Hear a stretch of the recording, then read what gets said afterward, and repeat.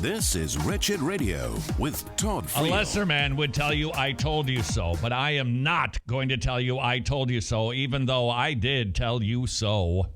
This is Wretched Radio. Please send your emails to idea@wretched.org, idea@wretched.org. There is a movement afoot, and it has been going on for a long time, to encourage evangelicals to overlook the life issue, the gender issue, the marriage issue, and to go ahead and vote for anybody that you want to.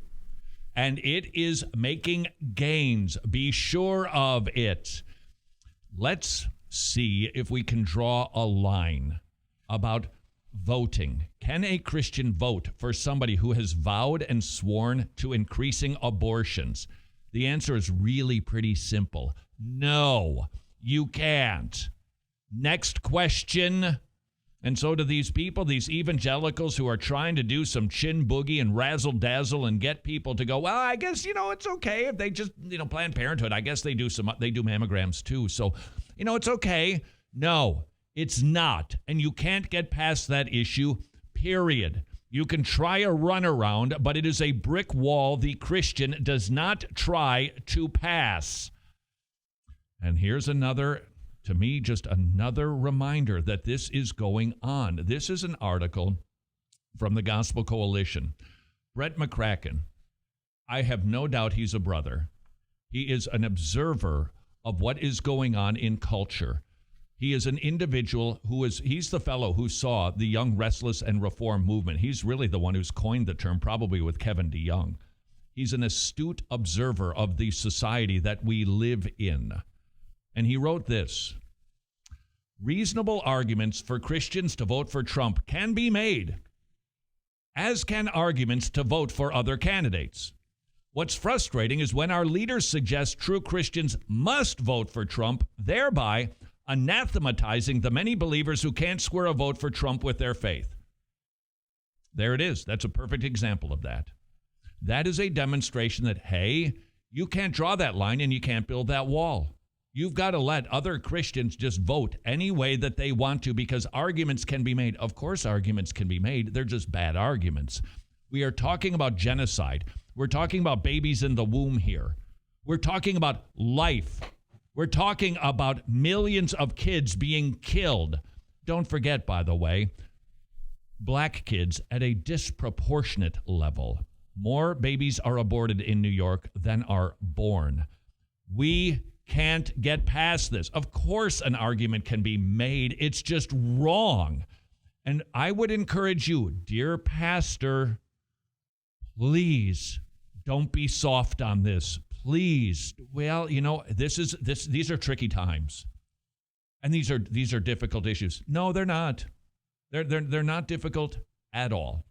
And I know that there are other conversations that we can have on politics and politicians. I'm talking about if a politician ascribes to a pro-choice value and political position, no. The end. No. You're participating in the slaughter of children. Are we clear on this? Please, sir, don't be soft on this. Don't entertain hey, if you're here today and, you're looking at these things and I know, hard, huh? And hey, how's about contentious, right? Don't do it. Speak forcefully. I'm not suggesting you endorse a candidate. That's up to you to figure out how you want to deal with that.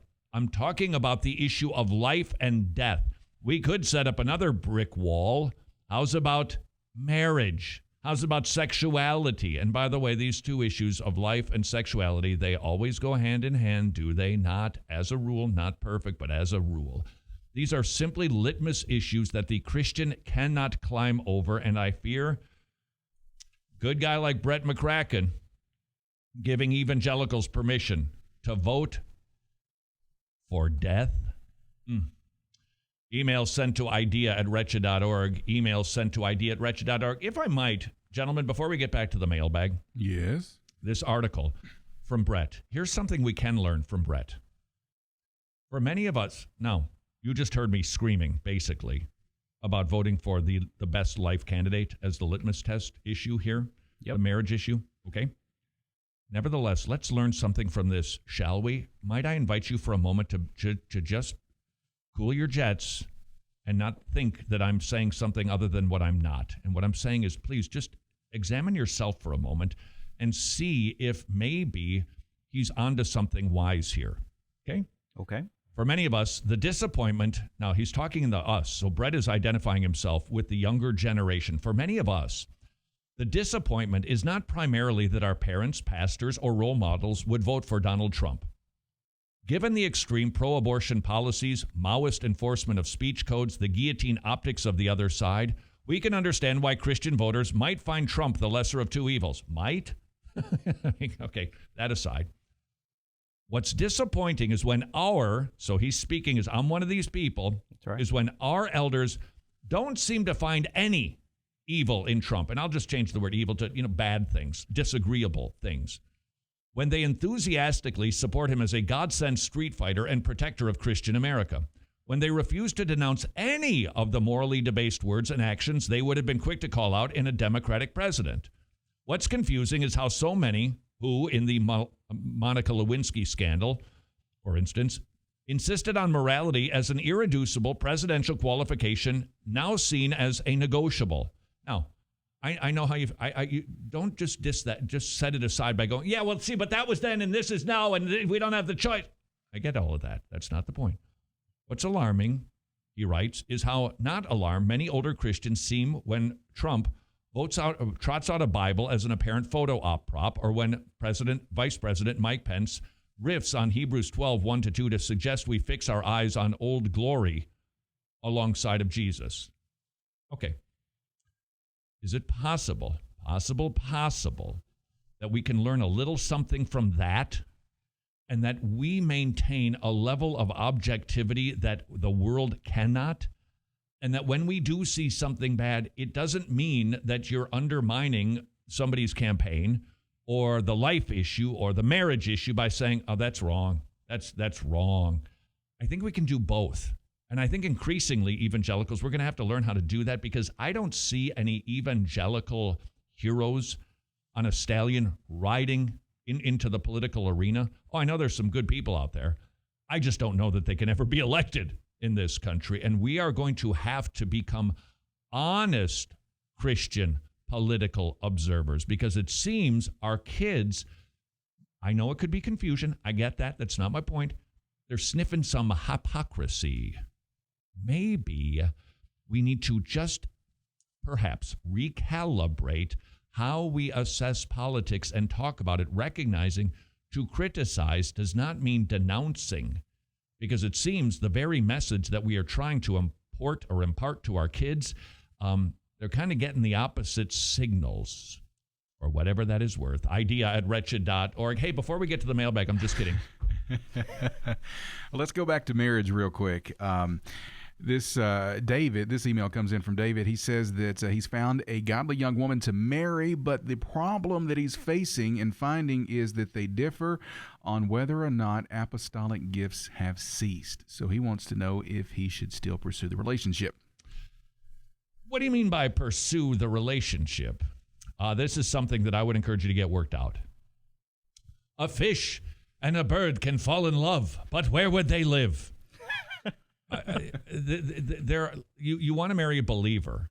That's certain. So that if the person isn't a believer, it's time to say thank you, good Godspeed to you. But what about these differing things? I think that there are some theological issues that you can disagree on, but you've got to look a little bit toward the future. Where are you going to go to church? Raising kids. You're raising kids. What are you going to teach them? It is a tinderbox, and it will explode. It will explode. You will be dealing with this in probably a pretty unfun way.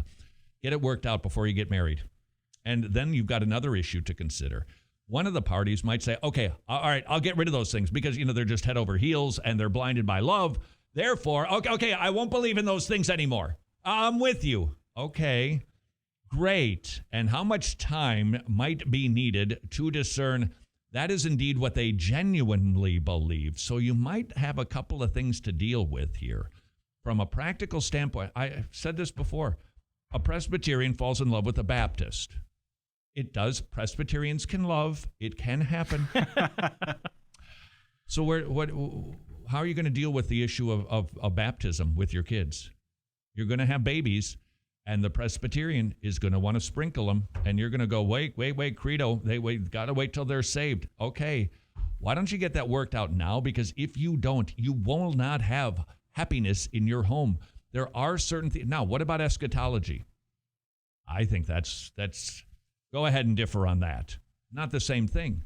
But there are some theologies that you have to work through. And if you cannot work through those things, wisdom would say, if we can't get through it now, we're not going to get through it then. Don't be naive. We'll deal with it. Oh, you'll deal with it, all right. And it's going to be downright ugly. Get it worked out now, or maybe rethink who you are pursuing. This is Wretched Radio.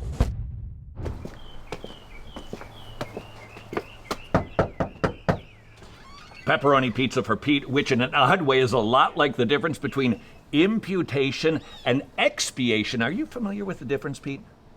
I didn't order a pizza?